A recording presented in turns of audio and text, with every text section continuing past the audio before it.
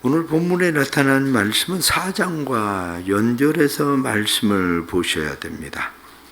16절, 4장 16절에 그러므로 우리가 낙심하지 아니하노니, 사도 바울은 낙심하지 않는 이유에 대해서 말하고 있습니다.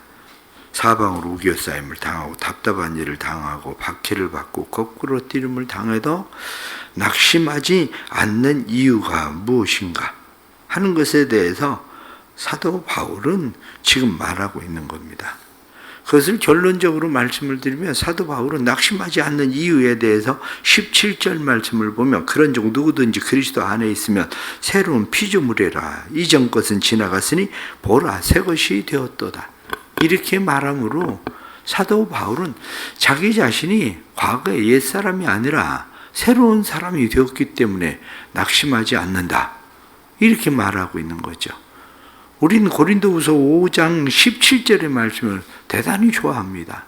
왜냐하면 누구든지 그리스도 예수 안에 있으면 새로운 피조물이 된다는 사실에 대해서 우리는 굉장히 좋아하죠. 그렇기 때문에 오늘 주시는 이 말씀은 새로운 피조물로서 우리 자신을 보는 관점을 우리가 새롭게 바꿔야 되는 그런 말씀입니다. 새로운 피조물로서 우리가 우리 자신에 대해서 보는 관점은 눈으로 보는 것으로 하지 않는다.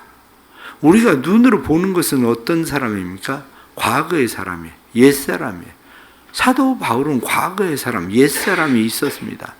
사도 바울이 과거에 가지고 있었던 과거의 사람, 옛사람은 자기의 욕망을 위해서 살던 사람입니다. 그래서 사도 바울은 자신의 욕망을 위해서, 자신의 명예를 위해서 사도 바울은 열심을 내면서 살았습니다. 사실 하나님에 대하여 열심을 품고 살았다고 이야기하지만, 사도 바울 안에는 하나님을 위하여 열심을 품고 있는 그 열심은 자기 자신을 드러내기 위한 열심에 불과한 그런 것이었던 거죠. 그러니까 우리가 세상을 살아가면서 우리는 세상에서 우리 안에 나를 위한 열심, 나를 위한 욕망, 이러한 것을 위해서 우리는 살고 있는데, 그것은 어떤 면으로 생각하면 나를 위한 열심과 욕망은 나를 혹사시키는 겁니다. 하나님의 뜻을 위한 것 같이 보여지지만 하나님의 뜻을 위한 것이 아니라 자신을 혹사시키는 것. 때로는 목회자는 어떻습니까? 목회자는 교회 부흥을 위해서 열심을 낸다고 열심을 냅니다. 그런데 정말 교회 부흥을 위해서 열심을 내는가? 한 영혼이라도 더 구원하기 위해서 열심을 내는가? 그렇지 않은 경우가 더 많습니다. 어떻게 하면 큰 교회를 가지고 있다고 생각하게 할까? 어떻게 하면 다른 사람에게 더 크게 보일까? 이러한 일들 때문에 열심을 내고 있지만, 그러한 열심들이 다 사실은 자기를 위한 열심, 그리고 자기를 혹사시키는 열심, 그러한 열심이 되는 경우가 허다하게 많습니다. 우리도 역시 마찬가지로 우리가 과거 세상을 살아가던 방식이 뭐냐? 과거 세상을 살아가던 방식은 눈에 보이는 대로 사는 거예요. 눈에 보이는 것을 위해서 사는 거예요. 그러나 사도 바울이 내가 그리스도 안에서 새로운 피조물이 되었다, 이렇게 깨닫고 나서 그가 살아가는 삶의 방식은 내가 눈에 보이는 것으로 하지 않는다. 그래서 7절 말씀에 보면, 이는 우리가 믿음으로 행하고 보는 것으로 행하지 아니함이로라. 이제는 나는 믿음으로 산다. 보이지 않는 그것을 위해 사는 거다. 요즘 세상에 눈에 보이는 것으로 사는 사람들을 우리는 어떻게 생각합니까? 만일 눈에 보이는 것만을 위해서 사는 사람이 있다면 요즘 세상에 그런 어리석은 사람이 어디 있겠습니까? 눈에 보이는 것만으로 산다면 그런 무식한 사람이 어디 있겠습니까? 우리가 대부분 사용하고 활용하고 살아가는 모든 것들은 눈에 보이지 않는 것들을 다 이용하고 사는 거거든요. 핸드폰은 어떻습니까? 핸드폰 사용하는 그 자체가, 전체가 다 눈에 보이지 않는 것을 사용하고 사는 거거든요. 그러니 눈에 보이는 것을 위하여 사는 사람처럼 어리석고 무식한 사람이 어디 있겠습니까? 눈에 보이는 자기의 명예나 자기의 권력이나 눈에 보이는 자기의 가족이나 눈에 보이는 것만을 위해서 살아간다면 그건 무식한 사람입니다. 그건 어리석은 사람입니다. 사도 바울은 그걸 깨달은 거예요. 내가 과거에는 나를 바라보니까 나는 참 어리석은 사람이었다. 난 참 무식한 사람이었다. 그래서 나는 눈에 보이는 것을 쫓아서 내가 살았는데 이제는 눈에 보이는 것이 아니라 눈에 보이지 않는 것을 위해서 믿음으로 살아간다. 육신의 장막이 무너지면 이 육신의 장막은 눈에 보이는 거지만 눈에 보이지 않는 영원한 하나님의 나라가 있다. 그것을 위해서 사도 바울은 살아간다. 이게 바로 우리가 살아가야 될 삶의 방식입니다. 왜냐하면 사도 바울이 그 삶의 방식이 뭐냐? 그때야 비로소 자기를 사랑할 줄 알게 되는 삶이었기 때문에 그래요. 사도 바울은 자기를 사랑하는 삶이 눈에 보이는 것을 위해서 살아갈 때는 자신을 혹사시키고 살아가는 삶이었습니다. 자신을 구렁텅이에 몰아넣고 사는 삶이었어요. 그런데 눈에 보이지 않는 영원한 하나님의 나라, 새로운 피조물, 그것을 바라보고 살아가면서 자기가 얼마나 소중한 존재인지를 깨닫고 자기를 사랑하는 삶을 살아갈 수 있도록 그렇게 된 거죠. 두 번째, 사도 바울이 낙심하지 않는 이유에 대해서 이야기합니다. 낙심하지 않는 이유에 대해서 사도 바울은 이야기하기를 나에게는 사명이 있다. 이렇게 이야기하는 거예요. 나에게는 새로운 사명이 있다. 자신에게 주어진 새로운 사명을 사도 바울은 무엇라고 이야기합니까? 뒤에 나타나는 18절 말씀 보면 모든 것이 하나님께로부터 났으며 그가 그리스도로 말미암아 우리를 자기와 화목하게 하시고 또 우리에게 화목하게 하는 직분을 주셨으니 화목하게 하는 직분, 그 직분을 나에게 하나님께서 주셨다. 그렇습니다. 하나님은 우리를 하나님의 형상으로 만드셨습니다. 그런데 하나님의 형상으로 만들었다는 것을 하나님의 복제품으로 만들었다는 것이 아닙니다. 하나님의 새로운 피조물로 만들었다는 거죠. 복사판으로 만든 게 아니라 하나님의 새로운 피조물. 새로운 피조물이라는 게 뭐냐?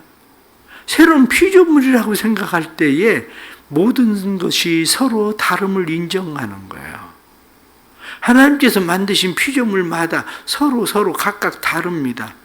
사람들은 왜 그렇게 힘쓰고 애를 쓰고 노력하고 그러고만 살아야 되는가? 그 이유는 우리가 다 같이 하나님의 형상으로 만들어졌다고 이야기를 하니까 똑같은 수준으로 똑같이 만들어져야 된다는 의외로 생각을 가지고 있습니다. 그러나 정말 그렇습니까? 그렇지 않은 이유는 우리의 얼굴이 각각 다 다른데 세상에 얼굴이 수십억의 사람들이 사는데 얼굴이 똑같은 사람이 어디 있습니까? 수십억의 사람들이 사는데 지문이 똑같은 사람이 어디 있습니까? 다 다르잖아요. 그런데 우리는 어떤 일들의 성취에 대해서 왜 똑같아야 된다는 생각을 늘 하고 살아가야 됩니까? 저 사람이 저만큼 해야 되니까 나도 그만큼 해야 된다는 생각을 가지고 우리는 살아가는 거죠. 그 이유가 어디에 있는가? 그것은 내가 하나님 안에서 새로운 피조물이라는 사실에 대한 나를 하나님께서 보내신 것은 사명을 주시고 보낸 거지 하나님께서 똑같은 복제판으로 나를 만들어서 보낸 것이 아니라는 것을 깨닫는 거야. 오래전에 교회에서 청소기를 하나 샀습니다. 청소기가 필요해서 청소기를 하나 사라. 그래서 청소기를 사왔어요. 인터넷으로 주문해서 청소기를 사왔는데 이게 웬일입니까? 나사 하나도 안 빨아들여. 아니 청소기 하면 윙 하면 그냥 막 다 빨아들여야 되는데 아니 사온 청소기야 나사도 안 빨아들여. 심지어는 스탬프 박는 칩도 제대로 안 빨아들여. 야, 깝깝해 죽겠더라고요. 버릴까 하고 생각을 하다가 그냥 지금도 사용해요. 지금도 사용하는 것은 좋아요. 먼지만 빨아들여서. 필요한 건 그냥 다 남아있어. 나머지는 주스면 되지 뭘. 어? 그때 제가 생각한 게, 이 청소기는 아마 나사나 이런 것들을 다루는 그런 공장이나 그런 어떤 판 위에서 먼지만 휙 빨아들이는 그런 청소기의 용도인가 보다. 그런 청소기 얼마나 그런 데서는 좋겠습니까? 휙 하고 청소기 돌렸더니 필요한 나사들이나 뭐 그런 것도 확 다 빨려 들어가면 대책이 없잖아. 그때서 깨달은 게, 그래, 청소기도 다양한데 사람도 다양한 거고, 먼지만 빨아들여야 되는 사람도 있고, 심지어는 그냥 모든 것을 진공청소기처럼 막 완전 그냥 싹 다 빨아들이는 것도 있고, 공장용 청소기도 있고, 청소기도 각각 다 다르게 만드는데, 하나님께서 사람을 만드는데 얼마나 하나님의 필요한 대로 하나님께서 다양하게 만드셨는가? 그렇습니다. 다름을 그냥 인정하세요. 다름을 인정하고 받아들이세요. 왜? 그래야 자기를 사랑하지. 그렇지 않으면, 다름을 인정하지 못하면 나는 왜 이렇지? 나는 왜 이 정도밖에 안 되지? 나는 왜 이 모양이지? 그렇게 생각하고 살아갈 수밖에 없는 겁니다. 다름을 인정하지 못하는 일들을 생각을 해보세요. 자기의 다름을 그냥 받아들이는 게 참 좋은 것이, 저희 어머니가 곱슬머리였습니다. 저희 어머니가 곱슬머리다 보니까 저도 곱슬머리예요.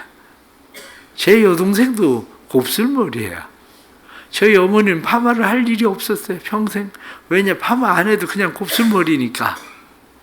제 여동생은 학교를 다니면서 아침마다 거울을 보면서 얼마나 승질을 내는지. 왜냐, 머리가 좀 펴져야 되는데 머리가 펴지지를 않으니까, 머리가 곱슬머리니까 얼마나 힘듭니까? 그런데 그걸 그냥 받아들였으면 아침마다 그렇게 신경질을 부리고 힘들 일이 없어요. 그것이 우리가 세상을 살아가면서 하나님의 새로운 피조물이라는 게 뭡니까? 받아들이는 거야. 나를 받아들이면 사랑하게 돼요. 내게 하나님께서 주신 것은 직분, 내게 주신 것은 사명, 성경에 나타난 말씀처럼 자기와 화목하게 하시고 또 우리에게 화목하게 하는 직분을 주셨느니라, 이렇게 말씀하는 것처럼 화목하게 하는 직분을 내게 주셨으니, 그래, 내가 해야 되는 직분은 화목하게 하는 직분을 위해서 사는 거야. 그리고 그것을 인정하며 살아가는 일, 그것이 우리에게 필요한 거죠. 마지막 세 번째는 자기를 위하여 살지 않는다는 거예요. 주를 위해서 살아간다. 15절 말씀 보니까 그가 모든 사람을 대신하여 죽으시면 살아있는 자들로 하여금 다시는 그들 자신을 위하여 살지 않고 오직 그들을 대신하여 죽었다가 다시 살아나신 이를 위하여 살게 하려 하심이라. 그렇습니다. 자기를 위하여 살지 않고 다른 사람을 위하여 사는 삶. 그래서 오늘 주시는 이 말씀을 보면 사도 바울의 인생이 변하고 새로운 피조물로서 그가 자신 있게 살아갈 수 있는 것은 이제는 나를 위해서 살지 않기 때문입니다. 내 명예를 위해서 사는 것도 아니고 내 자랑을 위해서 사는 것도 아니고, 오히려 사도 바울은 이야기하기를 내 명예나 내 자랑이나 그런 모든 것을 난 다 배설물처럼 내버렸다. 그런 것들을 내가 배설물처럼 다 내버리고 이제 내가 사는 것은 오직 살든지 죽든지 그리스도를 존귀하게 하기 위하여 나는 살아간다. 사도 바울은 그렇게 말하는 거죠. 왜 그렇게 살아갑니까? 나는 하나님의 소유된 백성이고, 그뿐만 아니라 나는 왕 같은 족속이요 제사장 같은 그러한 족속이기 때문에 하나님께서 나를 하나님의 소유된 거룩한 백성으로 삼으셨으니 이제는 내가 나를 위해서 굳이 살아야 될 이유가 없다. 난 그의 백성으로 그를 위하여 사는 것뿐이다. 그것이 분명해지니까 자기 자신의 연약함에 대해서도 자기 자신의 모든 것들을 사랑하며 살게 되는 삶을 사는 거죠. 우리의 삶이 그렇습니다. 우리의 삶에 많은 사람들이 자신이 그리스도 안에서 새로운 피조물이라는 것을 인정합니다. 그런데 인정함에도 불구하고 받아들이지 못하는 거죠. 세상에 불쌍한 사람이 누굽니까? 자기를 받아들이지 못하는 사람이에요. 자기를 받아들이지 못하는 것도 불쌍한데 다른 사람의 말을 받아들이지 못하는 것도 불쌍한 겁니다. 다른 사람은 내가 널 사랑해. 그럼 사랑을 받아들이면 되잖아요. 그런데 나 같은 걸 왜? 그렇게 생각하면 그 사람이, 다른 사람이 자기를 사랑하는 사랑을 어떻게 받아들이겠습니까? 하나님이 우리에 대해서 나는 너를 사랑해. 나는 너를 위해서 십자가 못 박혀 죽었어. 주님이 말씀하실 때 아니 왜? 나 같은 죄인을 위해서? 나 같은 죄인에게? 그러면 그 사람이 어떻게 죄사함을 받겠습니까? 그러나 난 널 사랑해. 그래서 너를 위해서 십자가 못 박혀 죽었어. 이 하나님의 사랑을 받아들일 수 있을 때 그 사람의 인생이 행복해지는 거죠. 우리의 삶도 역시 마찬가지입니다. 우리의 삶은 자기를 변화시키지 못하는 것, 그게 어디에 있느냐? 나를 받아들이지 못해서 그래요. 자기를 변화시키지 못하는 이유가 어디 있냐? 하나님의 말씀을 받아들이지 못해서 그래요. 하나님은 우리에게 분명히 말씀합니다. 누구든지 그리스도 예수 안에 있으면 새로운 피조물이라. 이전 것은 지나갔으니 보라 새 것이 되었도다. 이렇게 말씀한 것처럼 그래 나는 이제 새로운 사람이야. 난 새로운 피조물이야. 그리고 자기 자신을 받아들이는 것. 이것이 대단히 중요한 일이죠. 결론적으로 말씀을 드립니다. 무엇을 힘으로 삼고 살아갑니까? 눈에 보이는 것을 힘으로 삼고 살아갑니까? 눈에 보이는 것을 힘으로 삼고 살아가는 사람, 어리석은 사람입니다. 그러나 눈에 보이는 것을 힘으로 삼는 것이 아니라 눈에 보이지 않는 하나님을 힘으로 삼고 살아가는 사람이 복 있는 거예요. 나의 힘이 되신 여호와여, 내가 주를 사랑합니다. 고백하던 다윗처럼 하나님을 힘으로 삼는 사람은 하나님의 은혜가 내 삶의 힘입니다. 하나님의 사랑이 내 삶의 힘입니다.